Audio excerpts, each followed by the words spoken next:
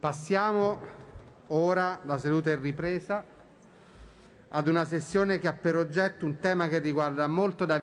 Pasamos a una sesión que tiene como objeto la situación de las negociaciones, teniendo en cuenta la 26 Conferencia de las Partes sobre el Clima, que va a tener lugar, como saben ustedes, en Glasgow, del 1 al 12 de noviembre. El primer orador de esta sesión es el ministro italiano de Transición Ecológica, Roberto Cingolani, que invito a intervenir. Gracias, ministro.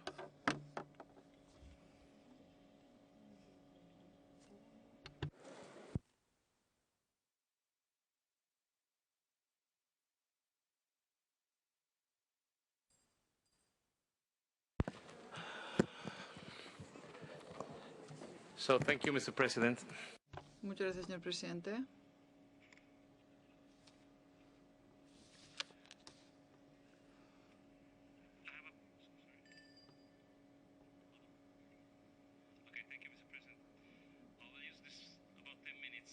Voy a hacer una intervención de 10 minutos para comentarles lo que está pasando.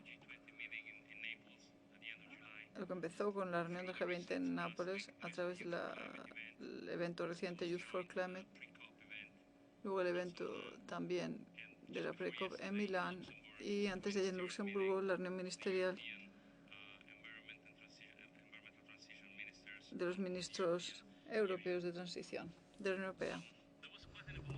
Ha habido una evolución importante porque en Nápoles el mensaje principal fue que todos los países en el G20 compartían la idea de que tendríamos que haber llegado a un acuerdo por unanimidad con el objetivo del Acuerdo de París, incluyendo a China y a India, con lo cual la idea era que tenemos que mantener por debajo de 2 grados centígrados, pero hace unas semanas recibimos el informe de la IPCC que decía con claridad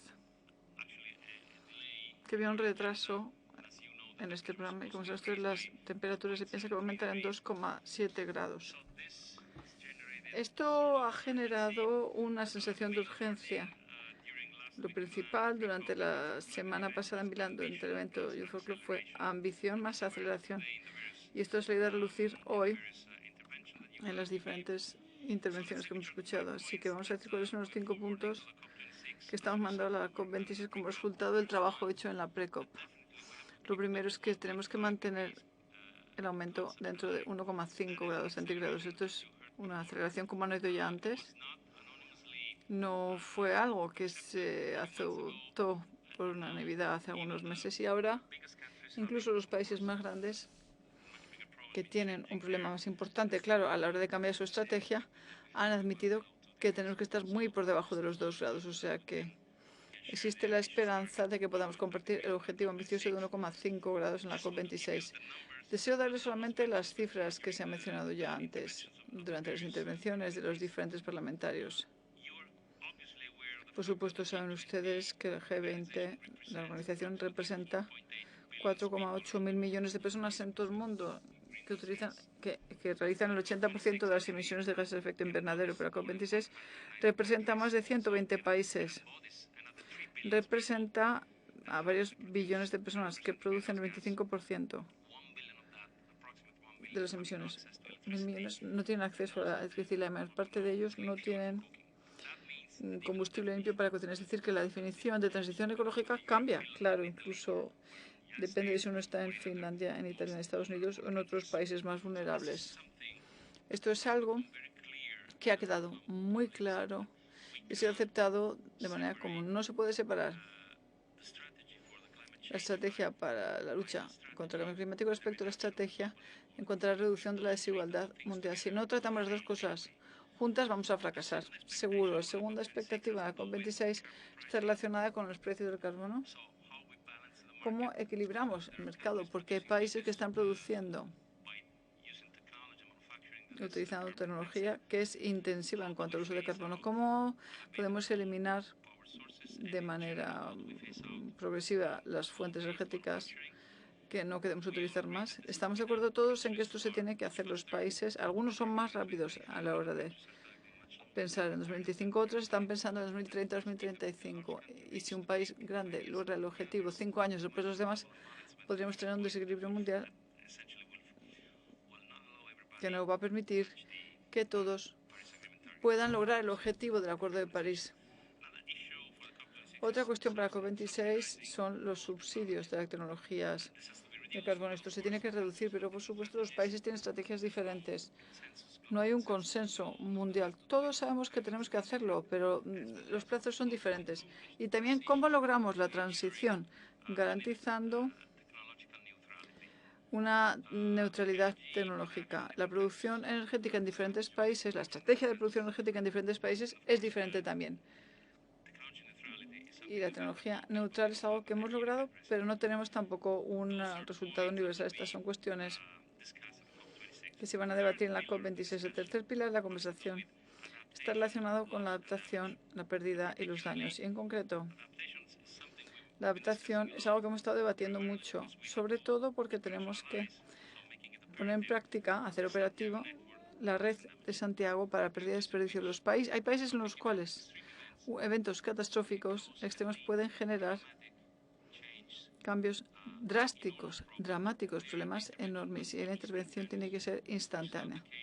Y no es lo mismo que no se aplica lo mismo en los países más ricos, por ejemplo. Así que la red de Santiago tiene que hacerse eficaz, rápida y operativa. El cuarto pilar de la conversación está relacionado con las normas, la gobernanza, capacidad de rendición de cuentas y más en general artículos, es decir, las contribuciones determinadas a nivel nacional en cuanto a la transición se tiene que basar en una matriz muy transparente. No podemos dar cifras que no se basen en una medición unificada con mucha transparencia, porque si no vamos a fracasar a la hora de tener una evaluación mundial de la situación en los próximos años.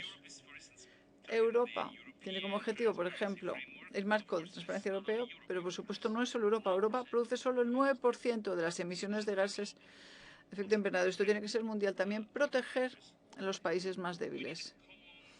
Necesitamos un cuadro común de rendición de cuentas en cuanto a las emisiones de gases. Esto tiene que ser el resultado final. Esto es algo que tenemos que tratar y decidir en la COP26. Una vez más, ha habido un consenso bastante general sobre esos conceptos durante nuestras conversaciones, lo puedo garantizar. En el G20 en Nápoles, en la Pre-COP en Milano, Youth for Climate en Milán, y antes de ir también a la reunión ministerial de Europa, hubo un consenso general en el sentido de que, bueno, ¿cómo podemos hacer que esas cosas se hagan realidad? Es una cuestión de algoritmos, de aspectos técnicos, pero me da la impresión de que estamos todos de acuerdo. Esto es muy importante. Por último, y esto es muy importante, la financiación. En París, en 2015 prometimos, los países más ricos prometieron recaudar 100.000 millones al año para apoyar a los países vulnerables y para reducir las desigualdades. Hasta ahora no hemos llegado ni a los 60.000 millones. Claro, el periodo del COVID tampoco ayudó. Incluso las mejores economías pues sufrieron en este periodo. Así que este año, y esto es exactamente lo que pasó hace 2 días en Luxemburgo, los ministros europeos acordaron todos en el sentido de que tenemos que lograr los 100.000 millones. Estados Unidos, todos estamos de acuerdo. Esto no se puede entrar en juicio, pero todos sabemos que 100.000 millones no es suficiente porque las 3.000 millones de personas que estamos hablando están divididos igual en 100 países y 100.000 millones no es nada. O sea que hay una conciencia clara en el sentido de que esos 100.000 millones van a actuar como una chispa. Tendrían que generar por lo menos 1 billón. O sea que la nueva narrativa que salió en las últimas semanas es que tendríamos que lograr un esfuerzo de 1 billón. Los 100 millones de público tendría que generar por lo menos 1 billón privado. Este es un nuevo concepto de asociación público-privada a través de bancos de inversión, inversores privados, filantropía. El sector público tiene la responsabilidad de gestionar esos fondos, de insistir en esta recaudación de fondos y reducir las desigualdades lo antes posible. Lo último, necesitamos volver a concebir la arquitectura financiera mundial. Esto es necesario para ayudar mejor, ayudar de manera más eficaz y para hacer que nuestras promesas se hagan realidad. Esto significa asociación público-privada, tratar de manera adecuada a los países endeudados, cómo gestionamos estas grandes deudas de algunos países, y el marco fiscal, sobre todo en el ámbito de las acciones climáticas, es muy importante. Se tiene que volver a diseñar. Señoras y señores, este es el resultado de los últimos meses en los que hemos trabajado mucho. Yo he tenido el honor de ser presidente de la reunión sobre medio ambiente y energía del G20 en Nápoles. Vi que hubo un adelanto, pero después del informe de IPCC yo he visto una ambición ulterior, una aceleración ulterior para que se trate lo vi en la Precop de Milán hace una semana y antes de ayer en Luxemburgo también. Por lo menos la postura europea era muy clara. Tenemos que hacer que todo esto se haga realidad. Esto va a requerir mucho trabajo, pero creo que las condiciones necesarias son muy prometedoras para la Precop y justamente nos encontramos ahora en este punto. Muchas gracias.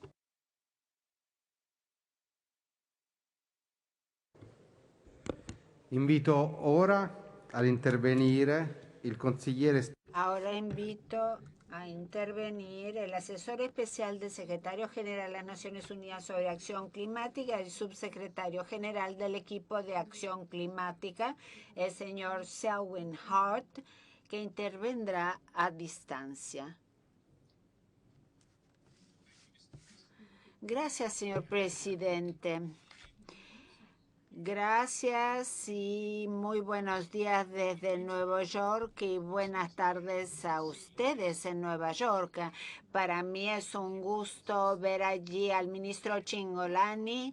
Le agradezco por su liderazgo sobresaliente, por el hecho de albergar y promover las actividades y también impulsar las negociaciones. Estamos a un mes de distancia de la COP26. Es la conferencia más importante después del Acuerdo de París y tiene una importancia fundamental para el futuro del planeta. Tal como dijo el ministro, tenemos una ventanilla de oportunidades que se está achicando ante nosotros y la COP26 tiene que ser aquel momento en que el mundo acelera en escala y hace todo lo que es necesario hacer en economía, finanzas y adaptación climática. Pero claro que la COP26 no se verifica en forma aislada, sino que se verifica en el contexto de la pandemia de COVID y también en el contexto de una recuperación mundial desigual. Se verifica en el contexto de desigualdades en cuanto a la vacunación y también en el contexto de una crisis incluso agrícola en muchos lugares del mundo. Y esto ha provocado una brecha de confianza entre el mundo en desarrollo y el mundo desarrollado. Y en la última sesión preparatoria de la COP26 vi que las delegaciones hablaban con mucha franqueza y el ministro logró echar puentes sobre esa desconfianza que está creciendo en el mundo, entre el mundo desarrollado y en vías de desarrollo. Y vemos los impactos de todas estas crisis en todos los continentes y países. El año pasado, 30 millones de desplazados a causa del cambio climático y sus desastres. Esto es 10 veces más de los desplazamientos provocados por la guerra y la violencia. Esos impactos es sabido que aumentarán en cuanto a frecuencia y gravedad y serán peores en algunos países y comunidades, en los países que sufren situaciones de fragilidad y vulnerabilidad. Entonces, ¿Qué debemos hacer? Pues lo sabemos, el mundo tiene las herramientas financieras y ecológicas para hacer lo que debe hacer y tenemos un marco multilateral para movilizar la acción, en particular el Acuerdo de París. Entonces, el secretario general ha identificado tres prioridades en la medida en que avanzamos hacia la COP26 para proporcionarle al mundo una narrativa creíble en cuanto al hecho de que estamos avanzando respecto del Acuerdo de París. Por ejemplo, el 1,5 grados, que es un objetivo. Esto hay que respetarlo. Los actuales compromisos nacionales o contribuciones nacionales determinadas a nivel nacional se remiten a 2,7 grados Celsius, pero es totalmente inaceptable. Nosotros necesitamos que todos los países del G20, que suman al 80% de las emisiones de efecto invernadero mundiales, que todas las naciones en Glasgow presenten contribuciones determinadas a nivel nacional más ambiciosas y más numerosas. Nosotros vimos los planes nacionales del año 2015, totalmente insuficientes. Bueno, queremos que haya el máximo número posible de países que sometan contribuciones determinadas a nivel nacional más ambiciosas. Esto debe lanzar una señal y también debe marcar el fin del carbón. China dijo que va a establecer medidas en cuanto al carbón. En Japón y Corea se anunció antes este año que van a destinar lo que antes se entregaba para la financiación del carbón, lo van a entregar al mundo en desarrollo. Está muy bien, pero necesitamos más compromisos. Necesitamos compromisos ambiciosos que pongan coto al consumo interno del carbón. Esto es lo que tenemos que lograr en Glasgow. Y en Glasgow también necesitamos una hoja de ruta sobre cómo se va a verificar esta mitigación, cómo se va a echar una puente sobre la brecha entre las industrias y el objetivo del 1,5 y entre los países y cómo vamos a avanzar.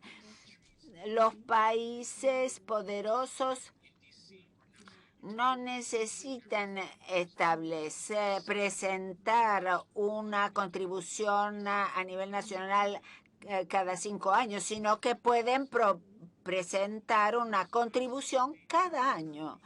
Turquía, por ejemplo, y los Emiratos Árabes Unidos han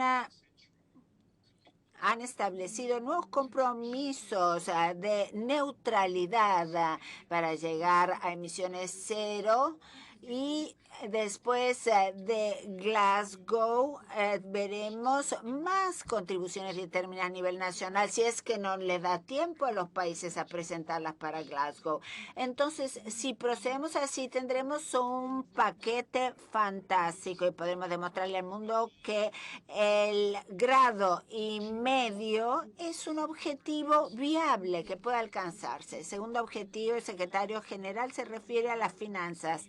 El compromiso de 100.000 millones de dólares por año marca una señal de esperanza y también podemos apuntar a los miles de millones, como dijo el ministro Cingolani, así lograr la resiliencia y el desarrollo en todo el mundo.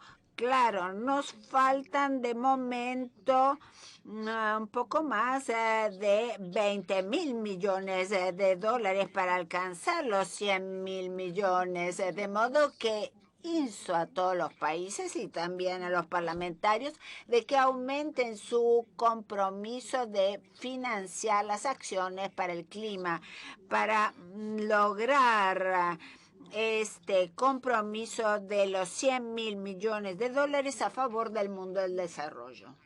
Y por fin, la adaptación y la resiliencia.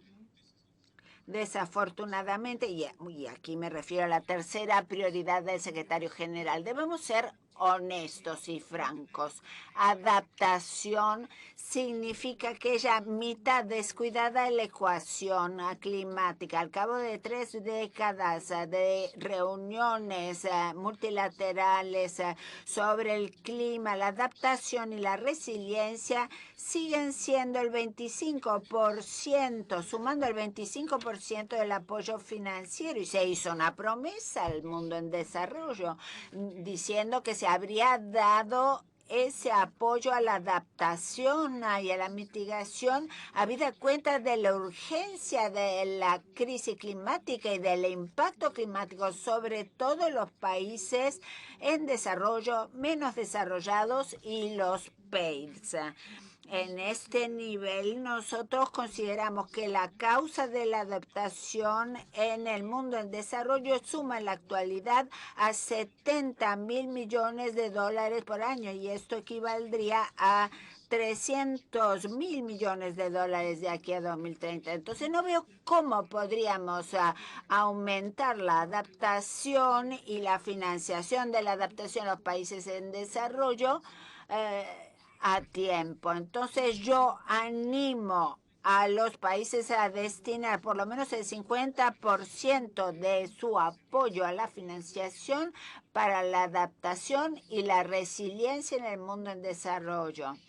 Debemos entregar resultados en adaptación y resiliencia, porque si no lo hacemos significa perder vidas, significa inestabilidad crónica en los países que ya sufren situaciones de fragilidad.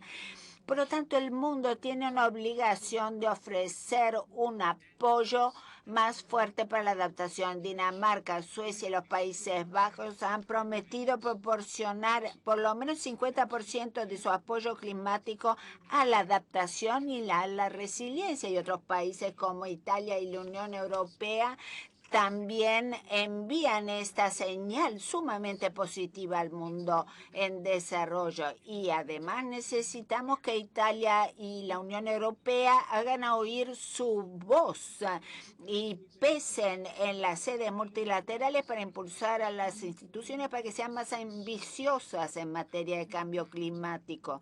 Y nos preocupa que al cabo de 10 años y muy cerca de las fechas establecidas se destine menos de $1, menos de $1 de financiación privada por cada dólar. Hay que trabajar más para movilizar la financiación privada, porque necesitamos esto. Entonces espero que Italia utilice su voz como parte interesada sobre estas instituciones, sobre este sector privado para poder... Necesitamos que Italia y que la Unión Europea jueguen un papel importante, cumplan con su papel ante los países en desarrollo mientras avanzamos en el camino hacia Glasgow. Esto significa no solo comprometernos con las naciones del 2020, los países de África, los menos desarrollados, los países de la región de África y también el Caribe y América Latina. Nosotros tenemos en las Naciones Unidas a más de 190 países que tienen intereses diversificados, pero todos unidos podemos actuar. Muy pronto tendremos en Glasgow la cumbre donde estará presente el secretario general y esperamos contar con el apoyo importante de Italia para poder lograr este progreso firme para cerrar las brechas en el ámbito de las finanzas para la adaptación. Gracias. Grazie. Muchísimas gracias. Ahora vamos a abrir nuestro debate. Les recuerdo que el tiempo a disposición de las intervenciones corresponde a 2 minutos. Ahora, ha solicitado la palabra Angelo Farrugia, que es el presidente de la Cámara de los Representantes de la isla de Malta. Muchísimas gracias, señor presidente. El cambio climático es uno de los desafíos más importantes del futuro. Y tal y como ha dicho Roberto Cingolani, pero también el presidente y el asesor especial de las Naciones Unidas. Malta es un pequeño estado insular y será un nuevo miembro de todos los acuerdos multilaterales que dispone de las medidas, instrumentos apropiados. Se ha actualizado muchísimo la política de cara al cambio climático. Se han limitado los gases de efecto invernadero. Y desde luego estamos progresando, pero este año Malta ha empezado un viaje de descarbonización para que se pueda tener una estrategia sobre el desarrollo de la descarbonización. Y me acuerdo de la importancia de la asociación de los cambios climáticos que he liderado en Nairobi, en Kenia, junto con todos los parlamentarios para trabajar sobre estos desafíos.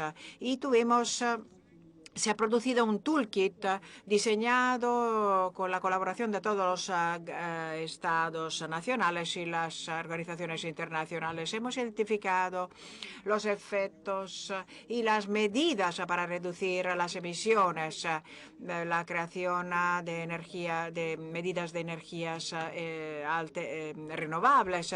Este enfoque multifacético ha generado un nuevo método de lucha en contra del cambio climático que está personalizado para los estados insulares, un pequeño estado como Malta. Gracias. Muchísimas gracias. Ahora ha solicitado la palabra Bernard Dila, que es el vicepresidente de la Asamblea Nacional de la República Centroafricana. Tiene el uso de la palabra. Gracias.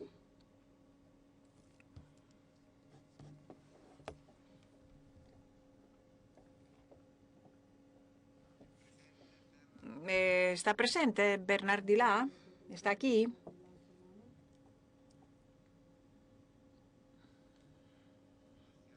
Pasemos ahora entonces adelante. Ha solicitado la palabra Alice Mary Higgins, miembro del Senado de Irlanda. Sí, la palabra, sí. Gracias. Sí, puede hablar. El micrófono, por favor. Colegas, ya no tenemos que postergar, ya sabemos cuál es el contenido de nuestro programa. Tenemos que encararlo con transparencia y tenemos que reflejar todas las responsabilidades. Necesitamos una acción concreta, temprana, de cara a nuestros ODS y una acción para acabar con el uso equivocado de las emisiones. Y también financiar nuevas infraestructuras para cumplir con las promesas de los ODS y también, reembolsos de daños a las personas dañadas. Estos países tienen que colaborar también con China. Desde luego, no tenemos que violar las antiguas tradiciones de y relaciones de comercio que tenemos. Y también la propiedad intelectual es un tema que tenemos que analizar para que haya una solución global, incluso algunas asociaciones públicas que podríamos establecer. No podemos seguir adelante con la así llamado business as usual, los negocios como antes. Tenemos que pensar desde una perspectiva medioambiental. Tenemos que ser más atentos, que haya más vigilancia. Digamos, por ejemplo, la igualdad de género y es muy importante también en el Consejo de los Derechos Humanos. Y es importante, es crucial que estos programas, en particular el artículo 6, que apunta a proteger los pueblos indígenas para que haya digamos, una solidaridad para que se pueda velar por los derechos de sus pueblos indígenas y proteger sus tierras. Nosotros tenemos solamente un planeta, una tierra. Tenemos que ser muy valientes y actuar ya.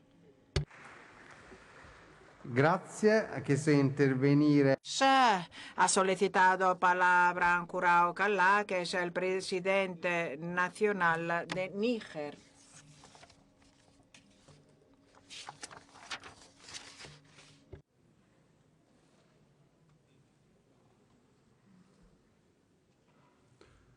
Ancurao Calà.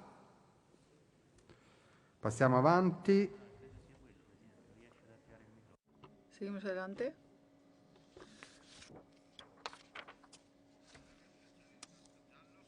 Puede apoyar el botón amarillo. Muy bien, gracias. Gracias, señor presidente. La delegación de Níger se felicita por poder participar en este debate y se propone para intervenir sobre dos temas importantes de este debate presente en cuanto a la lucha contra los efectos negativos del cambio climático. En primer lugar, la iniciativa del Gran Muro Verde en África. Este proyecto se refiere al conjunto de los países de la zona subsahariana y nos interesa, por una parte, puesto que su puesta en práctica contribuye a volver a hacer verde el desierto y a restaurar el medio ambiente. Y por otra parte, va a dar una oportunidad de empleo a miles de jóvenes que es algo que va a alentar las economías después de la catástrofe generada por la pandemia del COVID. En segundo lugar, la multiplicación de las catástrofes que hemos visto en los últimos 10 años tiene un impacto sobre todo en la zona del Sahel. Y al mismo tiempo, la comunidad internacional no está a la altura de nuestras expectativas. La COP26 debe tomar en consideración las preocupaciones de nuestros dirigentes en la programación de actividades. Nosotros, por nuestra parte, vamos a ocuparnos de seguir la legislación en este ámbito, seguir la acción gubernamental y asesorar a las poblaciones para que puedan concienciarse sobre este cambio climático. Gracias, señor presidente. Grazie. Gracias. Ha solicitado el uso de la palabra Raúl Bolaños Cachocue, presidente de la Comisión de Medio Ambiente del Senado de México. Espero estar pronunciando bien sus nombres. Muchas gracias, señor presidente. Voy a pronunciar mi alocución en mi idioma nacional. A nombre de la delegación mexicana que me honro en representar, quiero externar nuestra preocupación ante el estado que guardan las negociaciones de la próxima COP26 a celebrarse en Glasgow. Sin duda, la pandemia por COVID-19 ha sido un reto para todos los países, pero es innegable que para los países más pobres, para los países emergentes y los países del sur global, hemos tenido que enfrentar dificultades mayores como son el acceso a las vacunas, el financiamiento económico y la seguridad alimentaria. Durante décadas nos reunimos cada año para dialogar y buscar soluciones y crear compromisos para evitar el aumento de la temperatura global. Hoy atestiguamos que no hemos avanzado, no hemos cumplido con los compromisos adquiridos incluso desde la COP15 y COP16. Los invito a tomar en cuenta que el cambio climático exacerba las inequidades e injusticias presentes en nuestra sociedad. Los países que contribuimos con menor porcentaje de emisiones a nivel global somos de los países más vulnerables a los impactos del cambio climático. Esto no implica que los países del sur global no estemos comprometidos también con la reducción de emisiones y con la adaptación al cambio climático. Sin embargo, es necesario recordar a la comunidad internacional que ONU Medio Ambiente calcula que los costos de adaptación están en el rango de 140 y 300 mil millones para el 2030 y entre 280 y 500 mil millones de dólares anuales para el 2050. México externa su compromiso a continuar con el mejoramiento de sus políticas públicas para cumplir con los compromisos nacionales e internacionales en materia de cambio climático. Seguimos involucrados en el trabajo arduo con la comunidad internacional, pero también hemos de continuar con el exhorto a los países desarrollados para que cumplan con sus metas. Se lo debemos a las niñas y a los niños, a la juventud, se lo debemos a nuestro planeta y a todas las generaciones por venir. Muchas gracias.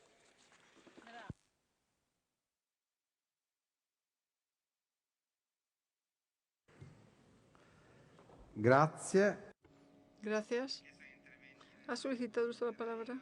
Marcos Pereira, diputado de Brasil. Muchas gracias, señor presidente. Voy a hablar en portugués. La cooperación interamericana e interparlamentaria es indispensable para el éxito de las acciones, iniciativas y hacer frente a los desafíos que son comunes a la comunidad internacional. La sostenibilidad es un elemento importante para la Cámara de Diputados de Brasil. Apoyamos los esfuerzos mundiales a favor del clima y los compromisos adoptados por Brasil en el marco de la Convención Marco de las Naciones Unidas y París. Se trata de medidas que hoy también están en nuestro Parlamento y que se refieren al impacto de las contribuciones determinadas a nivel nacional en Brasil. Y hemos aceptado pagar por servicios ambientales con una serie de incentivos para la conservación de los biomas en Brasil. La Cámara aprobó medidas de distribución de la energía para favorecer la producción de energía limpia. Además, se han adoptado medidas para instituir un mercado del carbón en el país y se ha considerado el protocolo de Kigali para la reducción de la captación de carbono y reducir el impacto del cambio climático en un nivel mundial. También se busca reducir el sistema de corta y quema en Brasil y también medidas para contener los estragos producidos por los incendios. En Brasil, en pocas palabras, hay una actitud vigilante, propositiva y abierta a la cooperación internacional. Esperamos que Brasil pueda lograr avances positivos para la comunidad internacional y se pueda así llegar a dar una aportación positiva para la urgencia del cambio climático. Gracias. La ringrazio. Gracias. Gracias. Pidió intervenir Naurem Farouk Ibrahim, miembro de la Asamblea Nacional de Pakistán. Strong interparliamentary. Gracias. Una cooperación sólida interparlamentaria es fundamental para lograr soluciones internacionales que garanticen que todos los países pueden lograr hacer frente a sus retos inevitables. Recoger la diversidad en nuestros parlamentos, nuestros mandatos y funciones.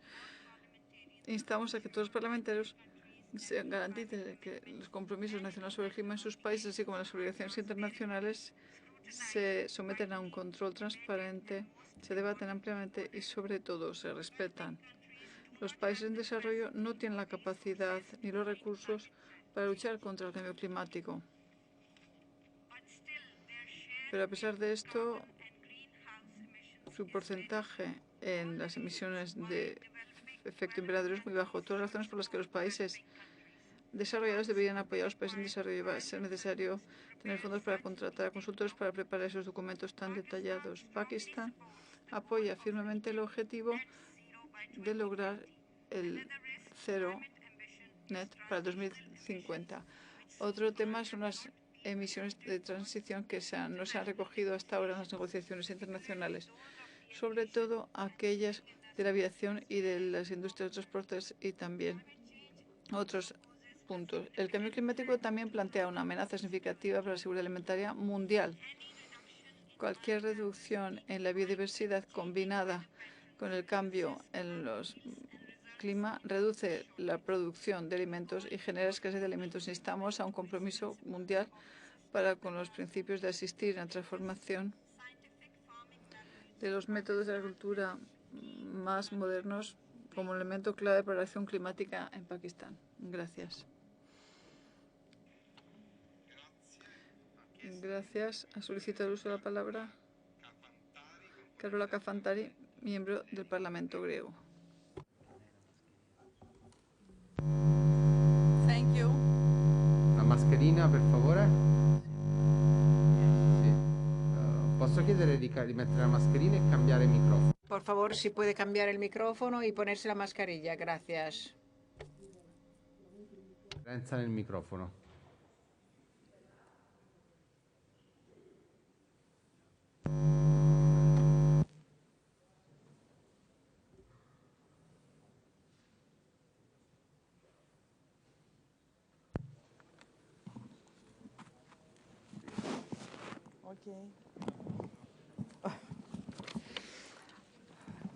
Thank you, Mr.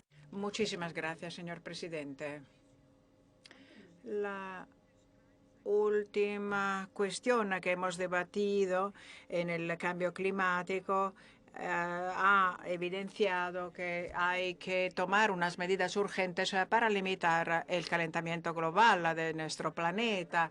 También todas las organizaciones institucionales e internacionales han redactado informes exhaustivos sobre esta urgencia, también involucrando y afectando problemas a nivel de comida y de seguridad alimentaria. Es un problema que digamos, interesa a todas las naciones. Tenemos un problema de biodiversidad en todo el planeta y hay que proteger nuestro planeta. Todos estos informes de las organizaciones internacionales nos confirman que hay, digamos, tres retos: la pérdida de biodiversidad, la seguridad alimentaria y el cambio climático. La transición hacia economías biológicas es muy importante. También la producción agrícola con métodos sostenibles y la restauración de los ecosistemas.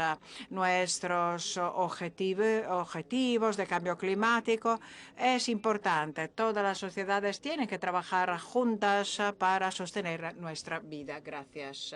Grazie. Ha chiesto di intervenire.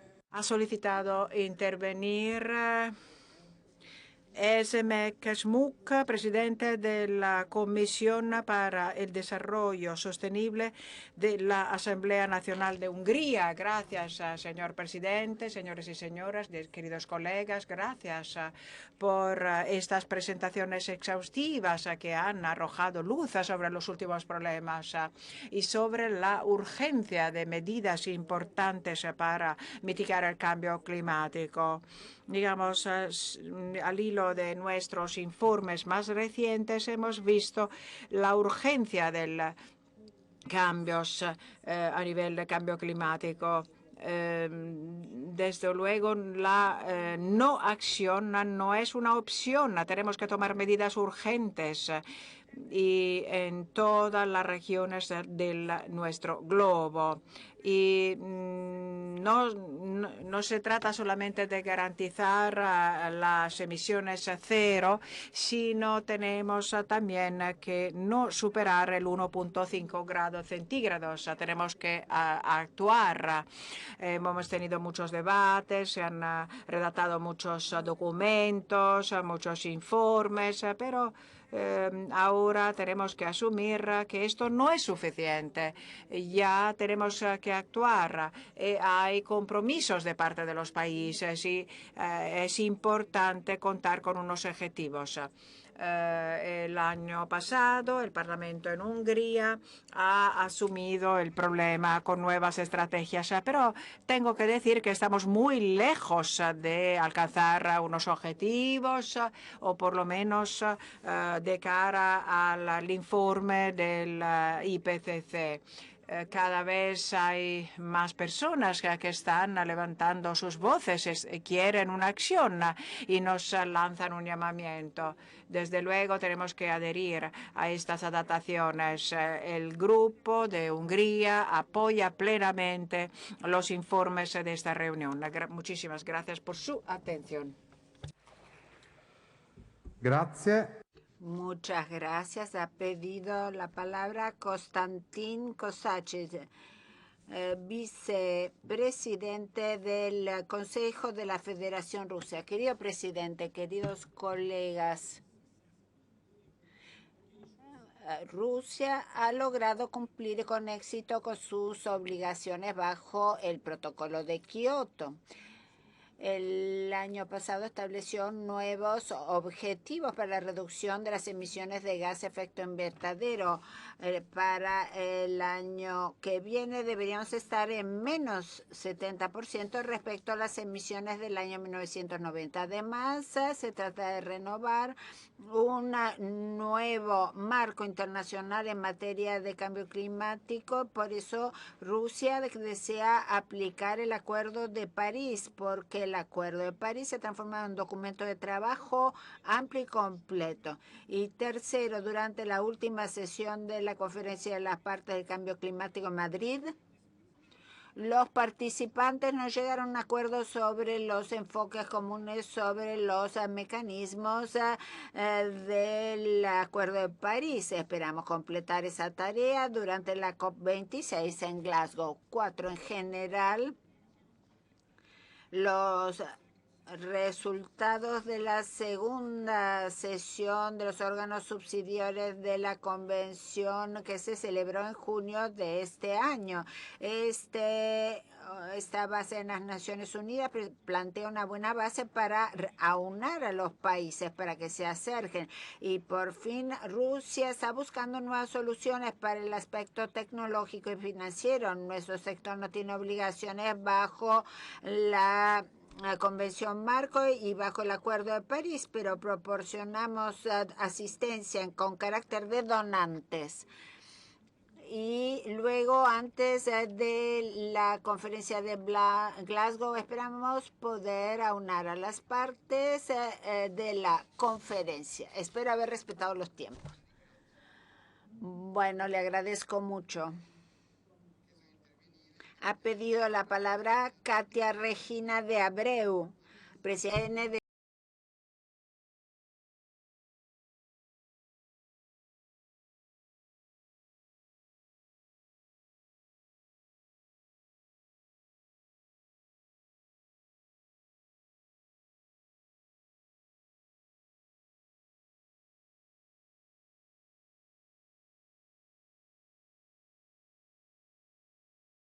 anunciadas recientemente. Brasil tiene sus ventajas comparativas y tiene el objetivo de reducir sus emisiones en el 32% y reducirá el desboscamiento ilegal de aquí al 2030. Somos un país que tiene la capacidad de cumplir con el compromiso que se desprende del Acuerdo de Brasil. El gobierno y todo el Estado brasileño se han comprometido a participar en la conferencia COP26 de Glasgow. Nosotros tenemos el 46% de toda la generación de energía y el 85% de toda la electricidad del país proceden de fuentes renovables. Y esto nos preserva del gravamen de tener que apuntar solamente a la conservación del invierno. Debemos introducir la cultura de reducción del carbono. Esta cultura y agricultura sostenible que hemos introducido ya está aceptando la prohibición de desboscamiento que ha salvado 136.000 hectáreas en los últimos 3 años. Esto equivale a 13 veces la superficie de Italia. Tenemos el 66% de la totalidad de nuestro bioma es conservado. Solamente en Amazonas logramos proteger el 70% de los biomas. Decimos esto, presidente, no para ser alabados, sino para decir al mundo que no aceptamos el ataque ilegal en contra de la Amazonia, que nosotros queremos conservar y podemos conservar a la Amazonia frente al mundo. Gracias.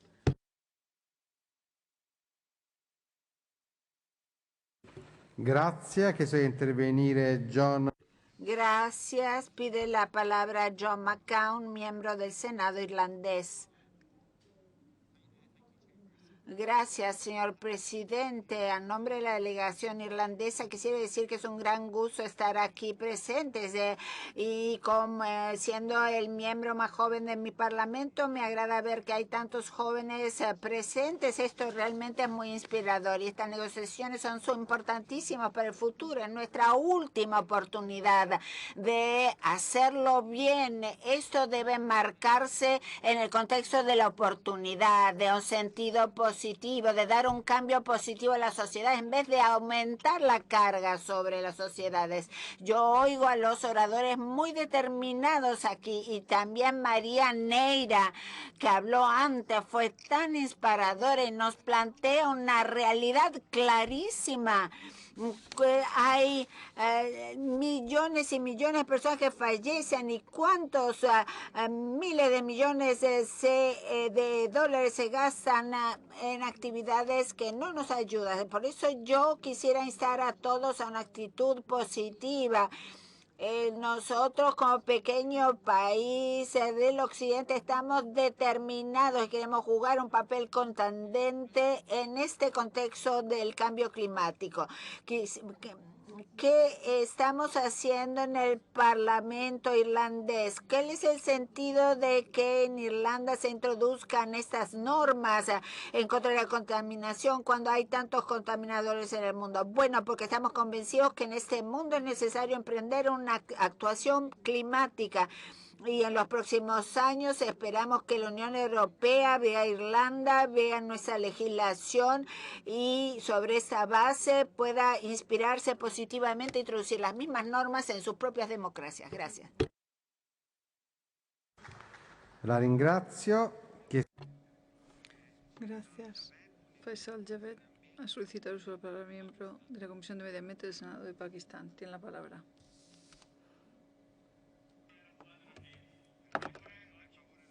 Mascarilla, por favor. Gracias.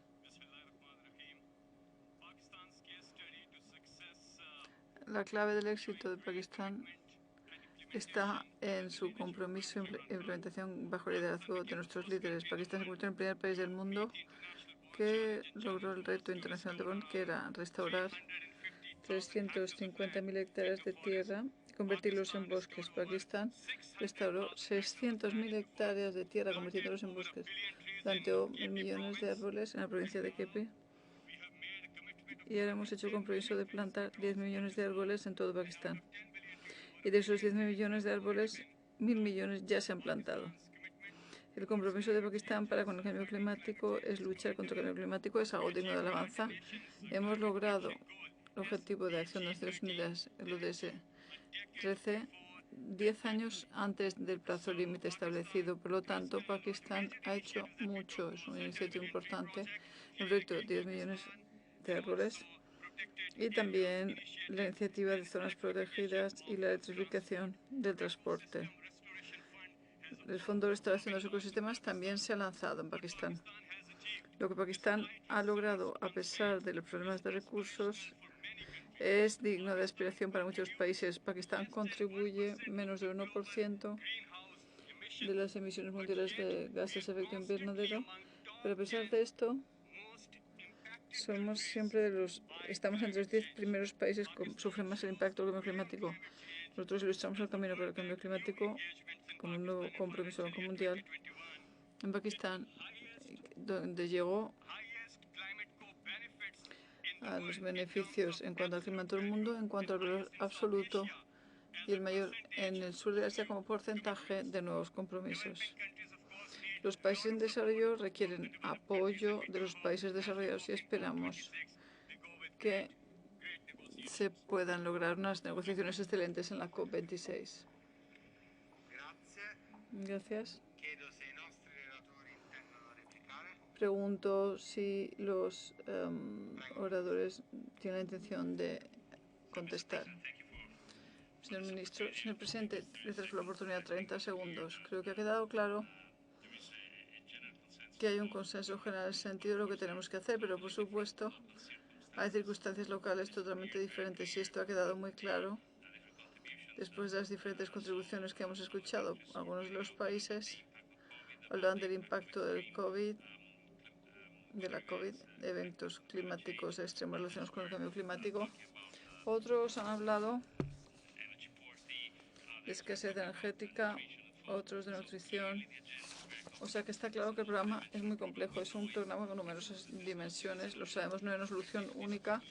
Y si esto fuera fácil ya lo habríamos hecho. Así que somos claramente conscientes del hecho de que tenemos que trabajar mucho. Pero lo bueno es que todos estamos de acuerdo, en el sentido de que es urgente y estamos yendo todos en la misma dirección. Todos, según sus posibilidades locales, sus circunstancias locales. Creo que esto es algo muy positivo para la COP26. Sabemos que es un esfuerzo mundial. Y creo que hay muy buena voluntad para lograr algo en el próximo evento de la COP26. Muchas gracias. Gracias, ministro. A solicitar el uso de la palabra.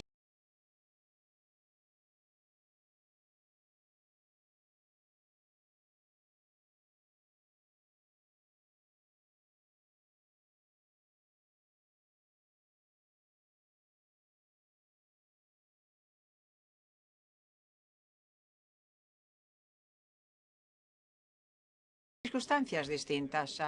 Esperemos que este espíritu de consentimiento, de cooperación,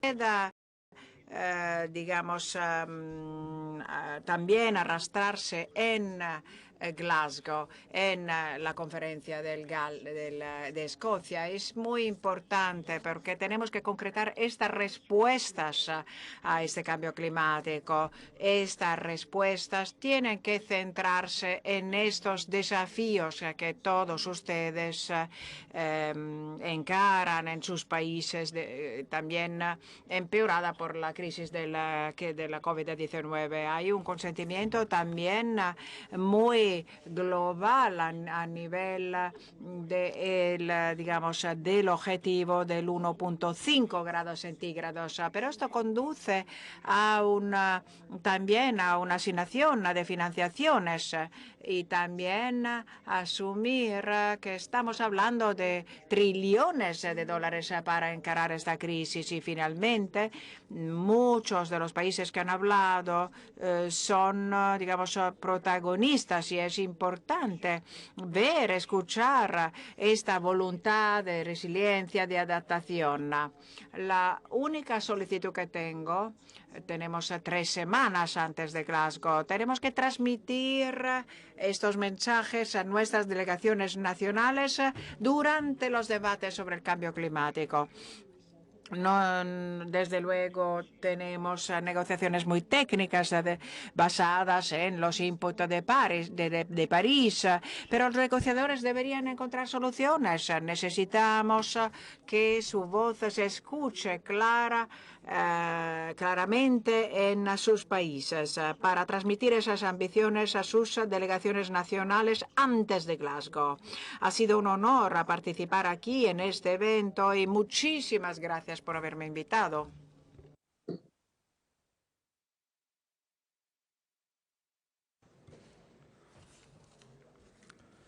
Ringrazio. Gracias. Gracias a todos los participantes y se declara concluida la segunda sesión de nuestros trabajos. Gracias.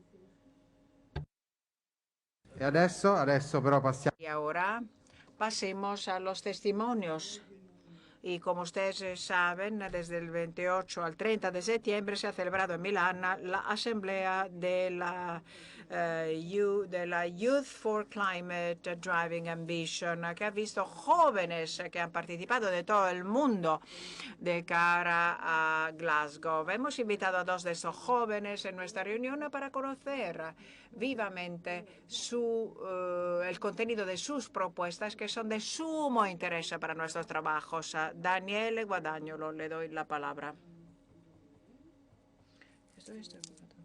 Doy las gracias a Roberto Fico y al presidente del Senado de la República Italiana, la señora Casellati, por habernos dado esta oportunidad para presentar todos los resultados de nuestra cumbre Youth for Climate, para que la voz de los jóvenes se escuche una vez más. Las prioridades emergentes de 400 jóvenes de todo el mundo se pueden resumir muy sintéticamente en 4 puntos. Punto número 1, emisiones cero dentro de 2030. Concretando una transición equitativa y justa, y sobre todo desde el punto de vista del trabajo, que pueda brindar oportunidades a nivel energético. Y también con miras a energías renovables, soluciones basadas en la naturaleza. Como parte de este punto, también tenemos la solicitud de política de adaptación y de resiliencia, no solamente a nivel de cambio climático, sino también a nivel de sostenibilidad. Punto número 2, que se refiere a la introducción en los colegios de una asignatura que hable de cambio climático, para que los niños, los chicos, no tengan que buscar informaciones que a veces no son, digamos, fiables, sino tenemos también otro punto, que es el punto de los jóvenes a nivel multilateral, nacional y local. Esta debería ser la acción, gracias al apoyo de los Estados miembros, de cara a los jóvenes, para que puedan optimizar la acción en contra del calentamiento global. Punto número 4 se refiere a una transición energética inclusiva y diversificada. Es decir, que se tomen en consideración no solamente los actores institucionales, sino las minorías. Esta es una urgencia que se ha subrayado más veces y que se refiere a la creación de los puntos financieros más transparentes y más asequibles, para que se pueda dar una política de cara a las emisiones, incluyendo también las poblaciones más vulnerables. Eso es todo de mi parte. Gracias. Intervenire. Gracias. Tiene la palabra.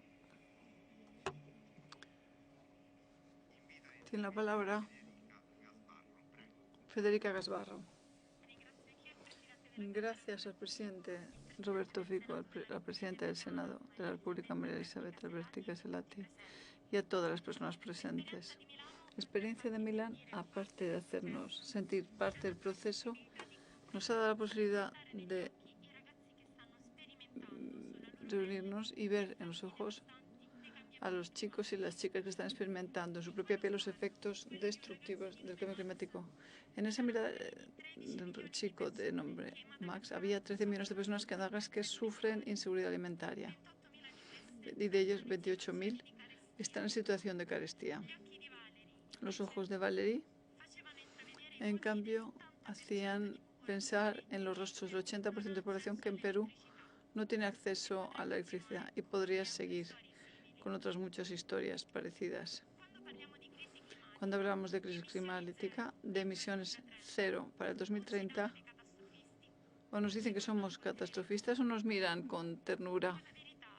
Pero la realidad es que, según la ciencia, esas personas que hoy percibimos como muy lejanas seremos nosotros. Somos nosotros, serán nuestros hijos. Y por lo tanto me pregunto, ¿queremos de verdad decirles a ellos que nos quedamos mirando lo que pasaba? Necesitamos empezar a vernos como algo unido con la naturaleza, no algo separado de la naturaleza. Porque hasta que esto no ocurra, vamos a seguir destruyéndola. Hablando con un científico del IPCC, me ha dicho que está claro que el grado y medio seguramente, sin duda, se va a superar. También me ha dado la confirmación de una convicción mía, es decir, que juntos con la dosis adecuada de ciencia, actuación concreta y seriedad podemos todavía hacer algo y escribir un nuevo epílogo. Depende solo de nosotros en esta sala y aquellos que estamos fuera de esta sala. Les voy a dejar con una cita especialmente bonita que sentí como muy real en estos días y es la siguiente. Volveremos a casa cruzando las carreteras de la vida, encontrando los rostros de una humanidad que necesitada de amor. Vamos a pisar la tierra que pide respeto y no explotación, amor y no violencia. Vamos a mirar el cielo con el sol que brilla más allá de las nubes para volver a encender la esperanza. Vamos a observar las estrellas que podemos ver solo en la oscuridad. Gracias.